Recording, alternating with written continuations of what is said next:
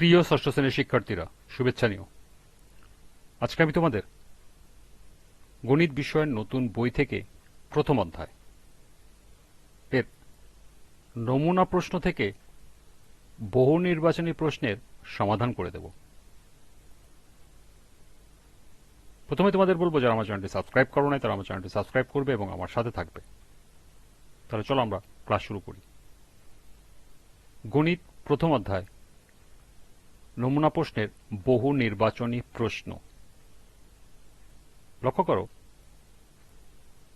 ৩৬ পৃষ্ঠায় বহু নির্বাচনী প্রশ্নে ৫টি বহু নির্বাচনী প্রশ্ন দেয়া আছে। তো চলো এখন আমরা এই ৫টি বহু নির্বাচনী প্রশ্নের সমাধান দেখে নিই।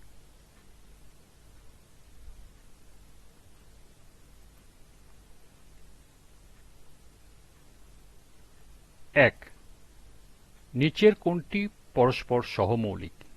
কতে আছে ১২, ১৮, খতে আছে ১৯ এবং ৩৮, গতে আছে ২২ এবং ২৭ এবং ঘতে আছে ২৮ ও ৩৫। আমরা জানি কি? আমরা জানি দুই বা ততোধিক সংখ্যার সাধারণ গুণনীয়ক শুধু যদি এক হয় তাহলে সংখ্যাগুলো পরস্পর সহমৌলিক। সেটাই তোমাদেরকে এখানে লিখতে হবে, যে আমরা জানি দুই বা ততোধিক সংখ্যার সাধারণ গুণনীয়ক শুধু এক হলে সংখ্যাগুলো পরস্পর সহমৌলিক।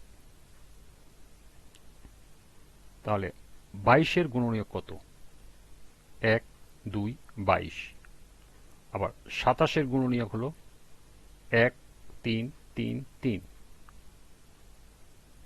অর্থাৎ এখানে দুইটির ক্ষেত্রেই দেখা যাচ্ছে যে সাধারণ গুণনীয়ক ১। সেটা লিখতে হবে এখানে ২২ ও ২৭-এর মধ্যে সাধারণ গুণনীয়ক ১।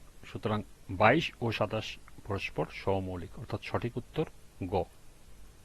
তোমাদের খালি সঠিক উত্তরে টিক দিতে হবে। আমি তোমাদের এটা ব্যাখ্যা দিয়েছি শুধুমাত্র তোমাদের ক্যালকুলেশন করার জন্য বা অঙ্কটাই বোঝার জন্য যে কোনটি সঠিক।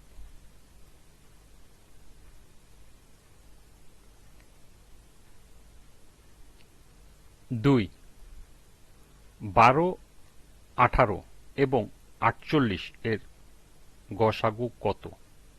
ক আছে ৩, খতে আছে ৬, গতে আছে ৮ এবং ঘতে আছে ১২। সঠিক উত্তর খ, ৬। কেন ৬ সেটার ব্যাখ্যা দিচ্ছি আমি। এখানে আছে ১২, ১৮ এবং ৪৮। তাহলে ১২ এর মৌলিক গুণনীয়ক কোনগুলো সেটা আমরা দেখব। ২ গুণন ২ গুণন ৩।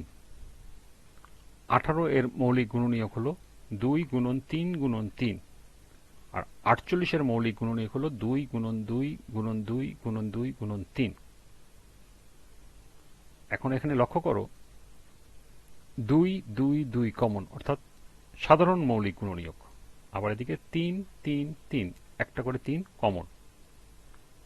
আর বাকি কোনোটাই কমন নেওয়া যায় না, অর্থাৎ ২ এবং ৩ হলো সাধারণ গুণনীয়ক। সেটাই এখানে আমি লিখেছি ১২, ১৮ এবং ৪৮-এর সাধারণ মৌলিক গুণনীয়ক ২ ও ৩। অতএব গসাগুলো ২ গুণন ৩ অর্থাৎ ৬। অর্থাৎ খ হলো সঠিক উত্তর। ৩ নম্বর আছে, এক অঙ্কের স্বাভাবিক সংখ্যাগুলোর মধ্যে একে আছে মৌলিক সংখ্যা ৪টি, ২ আছে যৌগিক সংখ্যা ৪টি এবং ৩ আছে বেজোড় সংখ্যা ৫টি। নিচের কোনটি সঠিক? ক আছে ১ ও ২, খ ১ ও ৩, গ ২ ও ৩, ঘ ১, ২ ও ৩। সঠিক উত্তর ঘ, ১, ২ ও ৩, মানে তিনটি সঠিক। কেন সঠিক এখন আমি এটার ব্যাখ্যা দিচ্ছি। এক অঙ্কের স্বাভাবিক সংখ্যাগুলো কি? ১, ২, ৩, ৪, ৫, ৬, ৭, ৮, ৯, অর্থাৎ ১ থেকে ৯ পর্যন্ত। এখানে ১ নম্বরে আছে কি? মৌলিক সংখ্যা ৪টি। এখানে মৌলিক সংখ্যা দেখো ২, ৩, ৫ এবং ৭, অর্থাৎ ৪টি, তার মানে ১ নম্বর সঠিক। ২ নম্বরে যৌগিক সংখ্যা কয়টি? ৪, ৬, ৮, ৯, মানে ৪টি, তার মানে ২ নম্বরও সঠিক। ৩ নম্বর হলো বেজোড় সংখ্যা ১, ৩, ৫, ৭, ৯, মানে ৫টি, তার মানে ৩ নম্বরও সঠিক। অর্থাৎ সঠিক উত্তর ঘ, ১, ২ ও ৩। এরপর আছে, নিচের তথ্যের আলোকে ৪ ও ৫ নং প্রশ্নের উত্তর দাও। এখানে একটি বর্গক্ষেত্র দেওয়া আছে এবং বর্গক্ষেত্রটিকে আবার কতগুলো ক্ষুদ্র বর্গক্ষেত্রে ভাগ করা আছে, আয়তক্ষেত্রে ভাগ করা আছে, সরি, এখানে একটি বর্গক্ষেত্রকে ক্ষুদ্র কয়েকটি আয়তক্ষেত্রে ভাগ করা আছে। এখানে উল্লেখ করা আছে বর্গাকার চিত্রের প্রতিটি আয়তক্ষেত্র সমান, অর্থাৎ প্রত্যেকটি আয়তক্ষেত্রের মান সমান।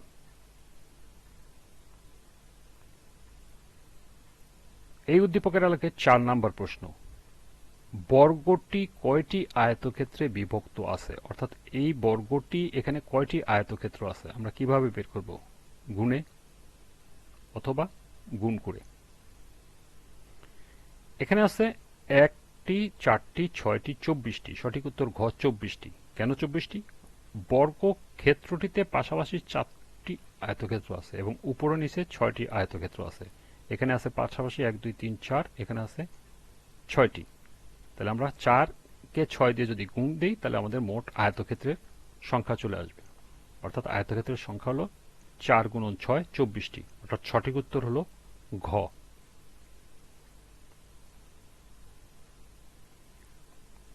সর্বশেষ দেখো 5 নাম্বার,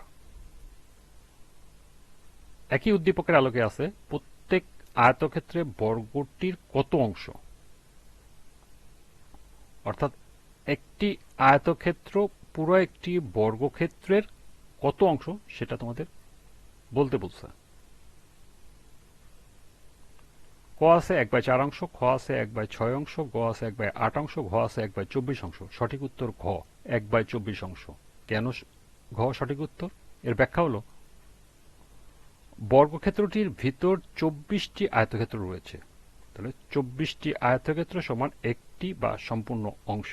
তাহলে একটি আয়তক্ষেত্র নিশ্চয়ই কম হবে, কম মানে ভাগ, অর্থাৎ 1 নিচে ভাগ 24, 1/24 অংশ, অর্থাৎ সঠিক উত্তর ঘ।